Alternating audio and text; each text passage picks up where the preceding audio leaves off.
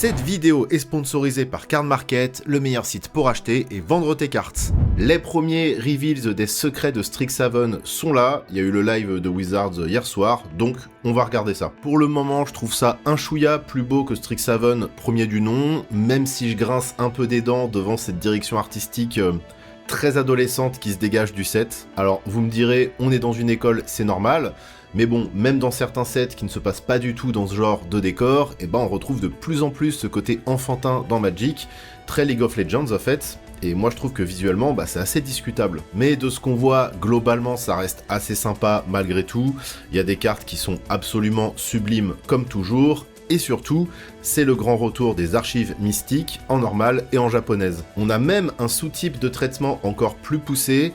Les archives mystiques japonaises pourront être ouvertes avec un foil particulier, avec ce petit liseré argenté là, c'est magnifique, des vrais petits bijoux. C'est vraiment les chase cards du set selon moi. Alors elles n'ont pas encore toutes été révélées, mais parmi les gros morceaux, on a Force of Will et Vampiric Tutor, qu'on sera très heureux d'ouvrir évidemment. C'est aussi le retour, encore une fois, des Field Notes. Alors pourquoi pas, les gens aiment bien ce traitement de manière générale, mais là on commence à les voir quand même très régulièrement parce qu'on a eu Bloomburrow plus Avatar et là du coup Strixhaven. On va aussi avoir de l'extended art alternatif, bon ça c'est normal hein.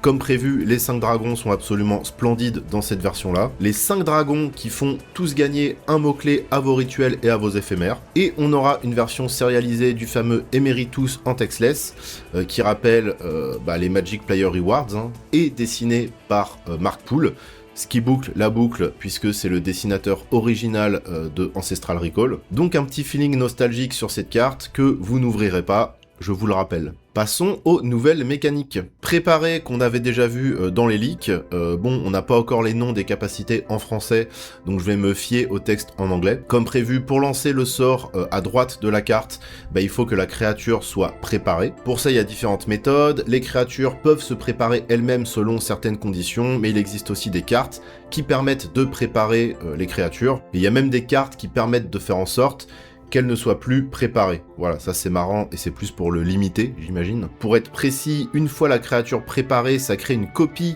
du sort à droite en exil, que vous pouvez lancer en respectant sa vitesse, évidemment. Une fois le sort lancé, la créature n'est plus préparée, et si un effet fait qu'elle n'est plus préparée avant que vous ayez pu lancer le sort, il faudra la préparer à nouveau. Ça veut dire que tant que la créature est là, vous pouvez lancer plusieurs fois le sort, si vous avez la capacité de préparer la créature encore et encore. Sinon, chaque maison, donc chaque bicolorité, a sa particularité. Les plumes argent en blanc-noir ont réparti, alors ça se déclenche dès que vous lancez un sort de rituel ou d'éphémère qui cible une créature, et l'effet est différent selon la carte, donc il faut bien vérifier à chaque fois. Sur Conciliator, on peut voir que ça permet d'exiler une créature et de la faire revenir à la fin du tour, et ça tombe bien parce que lui-même a un très bon ETB. Les Prismari en bleu-rouge ont Opus, qui se déclenche quand vous lancez un sort d'éphémère ou de rituel.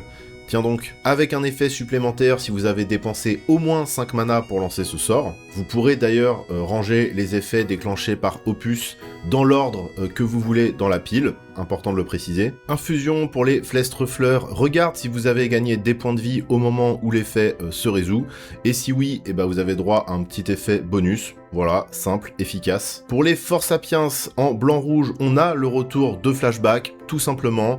C'est un mot-clé qui permet de rejouer nos cartes depuis le cimetière pour un coup alternatif. Une fois que le sort joué du cimetière est résolu, il faut l'exiler, hein, faut pas déconner. Voilà, le flashback, c'est un classique dans Magic, on le voit régulièrement depuis le bloc Odyssée. Et on a les Candrix avec Increment. En gros, au moment où vous lancez un sort, la créature regarde si le mana dépensé est supérieur à sa force ou à son endurance, et si c'est le cas, elle va gagner un petit marqueur +1/+1. Le set est très riche, hein. Il y a encore d'autres mécaniques, dont une également qui fait son retour, c'est Converge. Donc Converge, ça regarde le nombre de couleurs de mana dépensées pour lancer le sort. Voilà, plus vous dépensez de mana colorés différents pour lancer le sort, plus vous aurez un effet puissant. Pour le moment, ça semble surtout lié aux archaïques. ces gros avatars là qui semblent avoir pris vie et qui sont assez hostiles visiblement. On a aussi l'apparition de paradigmes associés à un cycle de rituels leçons, donc on a bien le retour des leçons même si on n'a plus la capacité à prendre. Ça a l'air assez costaud parce que ça permet de lancer une copie du sort au début de chaque tour, donc ça résonne quand même un petit peu avec apprendre, parce que une fois qu'on a lancé le sort, en fait on l'a appris et on peut le relancer une fois par tour, comme si on avait appris la leçon quoi. On n'en a qu'une pour le moment, mais j'imagine que ce seront tous des sorts assez coûteux, comme c'est le cas pour Improvisation Capstone. Et pour finir, on a l'apparition d'un nouveau sous-type d'artefact, les livres.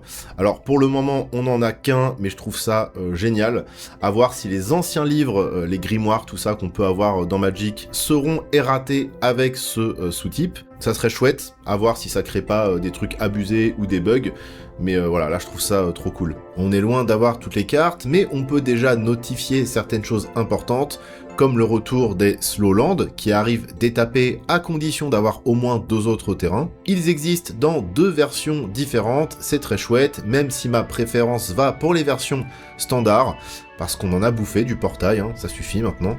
On retrouve 2 arpenteurs, dont Ralzarek, qui fait un joli color swap, et je vous en reparle bientôt, qui aide beaucoup les stratégies cimetières. Il ne se protège pas avec son +1, mais il peut quand même ramener quelque chose sur le board gratuitement, et son -7 est quand même hyper méchant, surtout en 1v1, donc faudra trouver un moyen de le protéger jusqu'au -7, et là c'est sûrement une condition de victoire. On a une Vrasse mono noire pour seulement 3, qui est une petite Vrasse, mais potentiellement une vraie Vrasse si vous avez gagné des PV dans le tour. Bertha est super marrante avec son gros mana sync et facile à incrémenter vu son body. Grave Researcher, attention, il a tout simplement Reanimate sur lui, il est facile à préparer, donc ça peut vite devenir n'importe quoi cette carte. Et de toute façon, on fera sûrement une ouverture ou au moins une review quand tout le set sera dispo, et on reviendra de plus près sur chacune des cartes. Au moment où je tourne cette vidéo, il y a sûrement déjà de nouvelles cartes qui ont été révélées. On est en pleine saison des reveals, donc régalez-vous, vous allez en voir tous les jours. Le set a l'air assez lourd, avec pas mal de nouvelles choses. Ça rappelle un petit peu Ravnica, forcément, avec les 5 factions bicolores. Pourtant, on n'avait pas autant de choses sur Strixhaven premier du nom. Comme je disais, à part la direction artistique globale qui m'attire pas trop, j'ai vraiment hâte d'ouvrir des archives mystiques et de tester les nouvelles cartes du set. J'ai déjà quelques idées de deck Commander, et le limité m'attire pas mal aussi. Ça a l'air extrêmement cohérent et flavor pour le moment, donc bravo aux designers du set, hein, comme d'hab. Ça a l'air d'être du beau travail. J'attends bien évidemment votre avis en commentaire. On se revoit très vite pour une vidéo théorie autour de réalité fracturée. Et oui, ciao.